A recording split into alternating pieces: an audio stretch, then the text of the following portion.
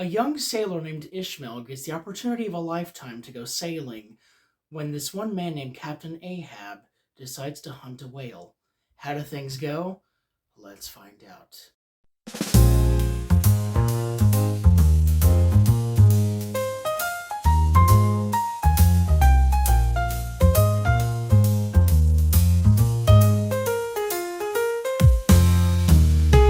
Welcome back to BG's Books. I'm Mr. BG, and today I will be reviewing Herman Melville's Moby Dick for you all.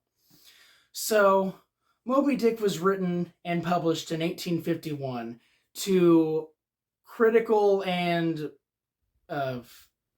financial, I guess, disappointment. Like, it was not loved at all when it was first published. It was vastly criticized for a lot of things, and only after Herman Melville passed away did the book actually become a classic. So it is certainly an experience. I will say that. I'm not going to give away too much right now. I want to go into that during the actual review itself, but I guess I should explain what the book actually is about. So basically, Moby Dick is about this young guy named Ishmael, and he dreams of being a sailor. So one day he comes to this place called New Bedford in Massachusetts, and he stays at this inn that is over vacant, and so everybody who stays there has to share beds. So he has to share a bed with this guy named Queequeg, who will be another main character of the book. So anyway, stuff passes, days pass, Queequeg and Ishmael become good friends and stuff, and then they hear about this opportunity to go on a boat with this guy named Captain Ahab, and he's searching for a whale.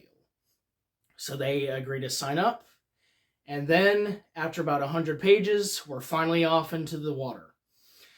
So there's stuff that happens, of course. It's a rather thick book, but the thing is that this book is just kind of a lot of nothing.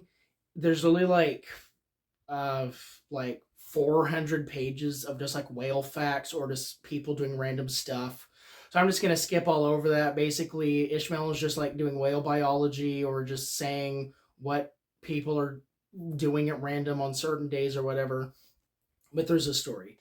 So one day, the Pequod, because that's the ship they're on, they get met up by another ship named the Rachel. And so the captain of the Rachel is missing his son. And so basically he says, "Hey, Ahab, will you help me search for my son and stuff?" And then Ahab is like, "I have one goal, mister, and that goal is to find Moby Dick." So basically he just refuses, and then the Rachel just leaves and stuff. And so a while later, much later, they finally find Moby Dick. At the end of the book, we got 3 chapters left, because 135 chapters, that's quite a bit of stuff. Anyway, so 400 pages of just whale facts and people doing random stuff later. They finally find Moby Dick, and then they chase him for 3 days. And over the course of the story, Ahab's mind just keeps getting more and more drained, and he just keeps becoming more deranged and bloodlustful, you could say. So basically, in the final chapters, they chase Moby Dick for 3 days, and then Moby Dick is getting tired of them chasing him. So he's just like, "You know what? I'm just going to destroy your boat." So then he just goes boom, hits their boat, and then the boat starts to sink. So then the people that are left, because it's a sea voyage, people die on sea voyages and stuff, very scary. So they get into the boats and stuff, and they go to fight the whale head on.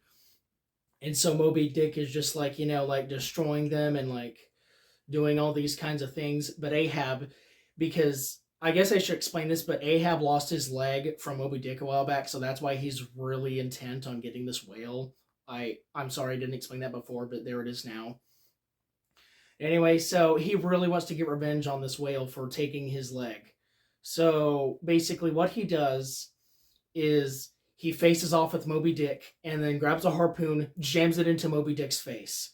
But Moby Dick is like, "If I'm going down, you're going with me." So then he pile drives down into the water, and then Ahab goes with him, and then Ahab is dead.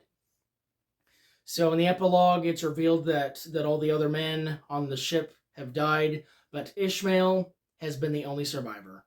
And in the final sentences, the Rachel, the ship that Ahab blew off earlier in the book, the Rachel comes and picks him up, and he is saved.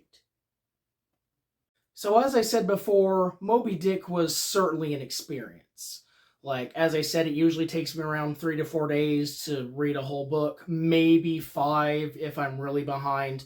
But Moby Dick took me 11 days, which, given how fast I read, is pretty slow for me. So, yeah, I mean, Moby Dick is just a really, really hard book. It is a slog to get through. It is, like, written in Old English and stuff. I guess I should say what reading experience is like. I'll just show you some pages. See, look at that small print, and look at how many words are on each page. Yeah. So that's the kind of stuff I dealt with, and I'm sorry if you couldn't see that, but there it is. There it is right there. But yeah, so Moby Dick is certainly a hard read, and specifically this edition that I have here. I guess that's my bad. I was the one that bought this edition. But so I will say that if you want to read it, you could either find a abridged version, because I think they published those, or even better yet, they recently have like modern English translations of it, because of course this is written in the 1800s. It had Old English and stuff. So there are ways to read this faster than I have and not get bored by it. But overall, Moby Dick is less of a book and more of a guide. Because as I said, there's about 400 pages of either people just doing random stuff or Ishmael just having whale facts all over the place. So I learned a lot more about whales than I ever thought I would. I know quite a bit about whales now because I read Moby Dick. But yeah, so is this book slow? Yes. Is this book boring? Yes. Well, some people give up on it. I think so. But should you read it?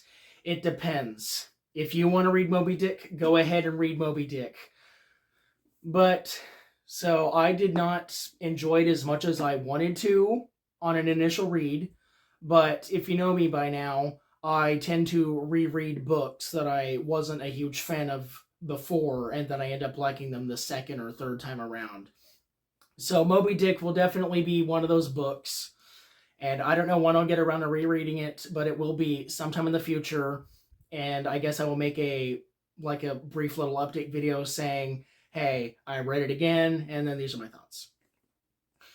So yeah, and another thing I want to mention is one of the movies, because Moby Dick has a couple movies. I think there's like 3 or 4 of them, but I just saw the 56 movie. And I have to say, the 56 movie is basically like this book if it was shorter. Like we get introduced to Ishmael, we get introduced to Captain Ahab, and then most of the movie they're out on the boat. And then basically the movie just like cuts out like most of this and then just shrinks it down to like this.